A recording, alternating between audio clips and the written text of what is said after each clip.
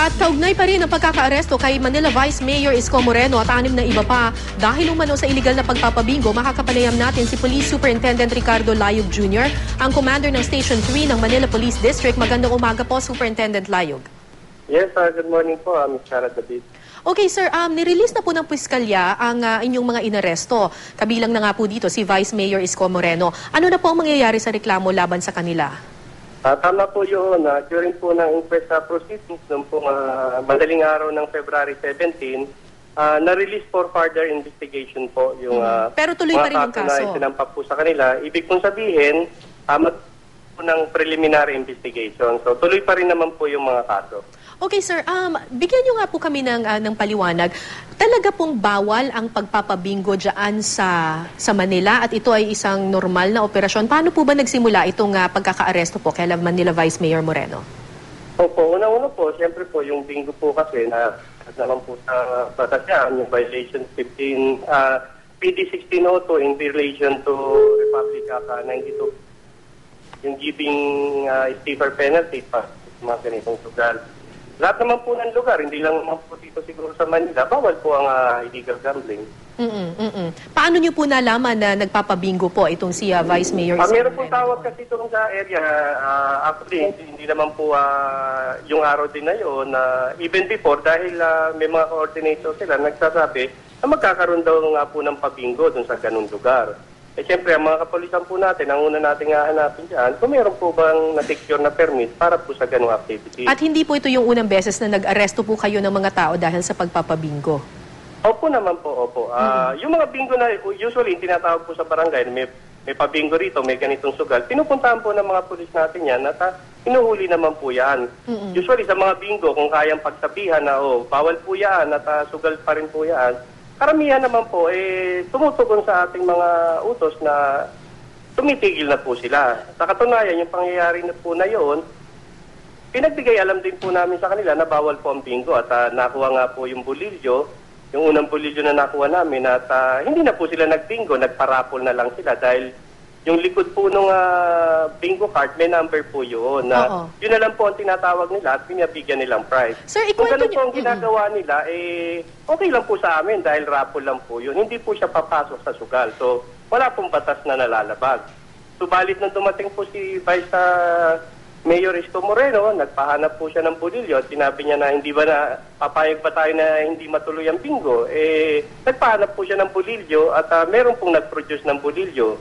So ang sinasabi niyo po, consummated po yung krimen na illegal gambling which is bingo. So ang sinasabi niyo po, sir, ay nung dumating kayo doon at pinagbigay alam ninyo sa kanila na bawal ang pagbibingo, ay tumigil na sa pagbibingo yung mga tao? Wala pong nagbibingo dahil yung... So hindi na dapat kayo nag-aresto, sir? Kasi wala So dapat hindi na kayo nang aresto dahil wala nang nagbibingo nung time na nandun kayo? Di po ba, hindi kami nang aresto. Kaya nga po, hindi kami nang aresto. Pinabayaan po namin silang mag-raffle dahil raffle po yun. Oo, kaso lang... So pagdating po ni Vice Mayor Isko Moreno, nagpa-produce po siya ng bulilyo dahil yung unang bulilyo nga po, nakumpiska na namin.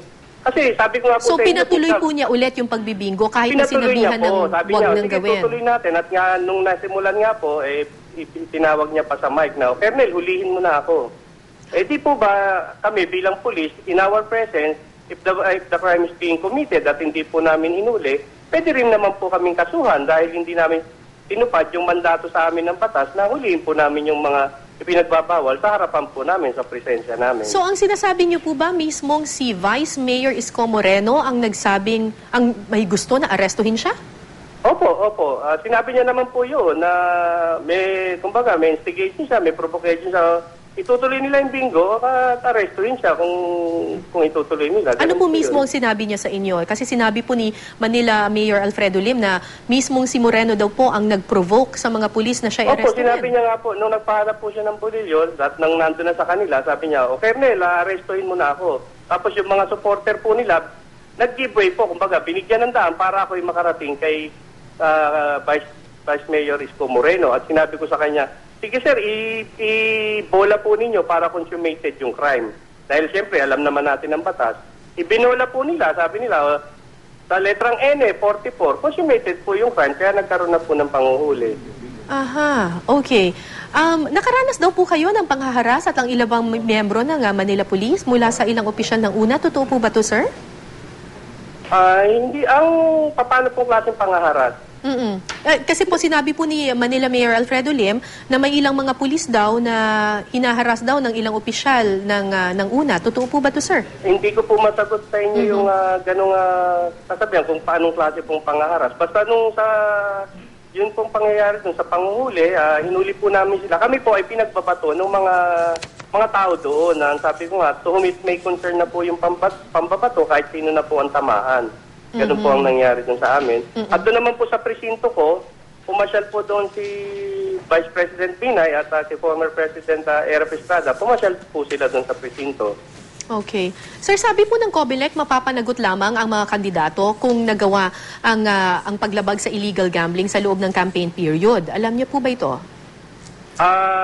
Ang inaano naman po namin bilang pulis, it doesn't need to have a election period para ipatupad po namin ang bawal eh.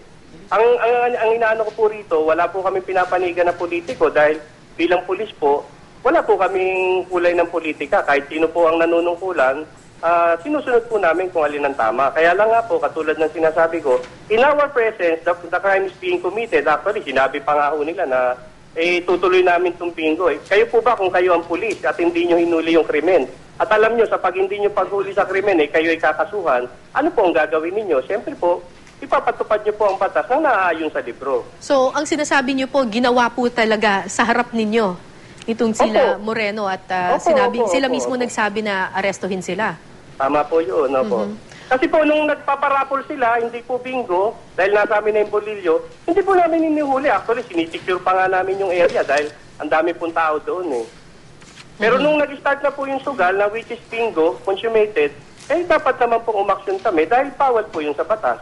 Oo. At ito pong operasyon na ginawa ninyo po sa Manila dito sa pagpapabingo na ito ay may kinalaman po ba or pinagbigay alam niyo po ba ito kay Manila Mayor Alfredo Lim? Ay wala po, wala pong utos sa amin dyan. Siyempre, ang sabi ko nga po sa inyo, bilang pulis, kami naman po ay nag-aral. Hindi naman po kailangan kaming utusan na ito ay mali, ito ay tama. Siyempre, sa base po sa kaalaman namin, sugal nga po yan. Tinawag po sa amin yan ng concerned citizen na may mga sugal na magaganap. Bakit po binibigyan kulay ng politiko na ito ay inutos ng kung sino? Bilang pulis po, kami po, yun po ang mandato namin. So hindi po kayo nag-aresto dahil sa malapit na yung campaign period. Ito ay talagang regular police work na ginagawa ng Opo, katulad nga po ng patuloy kong sinasabi sa inyo, kung nasusundan niyo po yung sinasabi ko. Nung nagrarapol po sila, hindi kami nanguhuli, sinisecure pa nga ho namin sila eh. Kaya lang po, nung nag-start na sila magpabingo, na nasasaad sa batas na bawal yun, doon lang po kami nanghuli. Yung po, sana po makita nila na ito ay trabahong pulis po talaga, walang kulay politiko. Oo. Mga gaano po karaming pulis yung nagtungo po doon, sir, sa pabingo nitong sila Vice Mayor Moreno? Siguro po, nasa 14 po kami. Dahil itinawag ko rin po yung ibang pulis dahil ang dami nga pong tao. Una-una, hiningi nga din po namin yung permit sa paggawa ng activities doon. Saka ang dami yung tao na kami po, even kahit anong event po, kailangan i-secure mo yung ganong karami ng crowd. Nagulat nga rin po ako, even them, hindi pala nila kontrolado tong crowd dahil nung nagkagulo, kasama na ho namin sila. Pati ho kami, binabato, magkakasama kami na, ibig sabihin, may concern na yung bato nila na pasag na bote, na mga bato, na matitigas na bagay. Ganun po ang nangyari. Superintendent Layug, kung meron po kayong mensahe kay Vice Mayor Isko Moreno, ano po ito? Wala naman po. Sa amin naman po, nakita naman po din ni Vice Mayor kung paano ko po siya pinrotektahan at yung iba pong mga konsehal doon nung nagkakagulo po.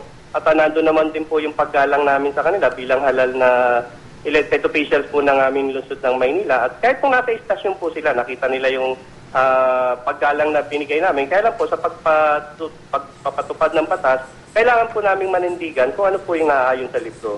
Maraming salamat po, Superintendent. Maraming salamat po, Karen.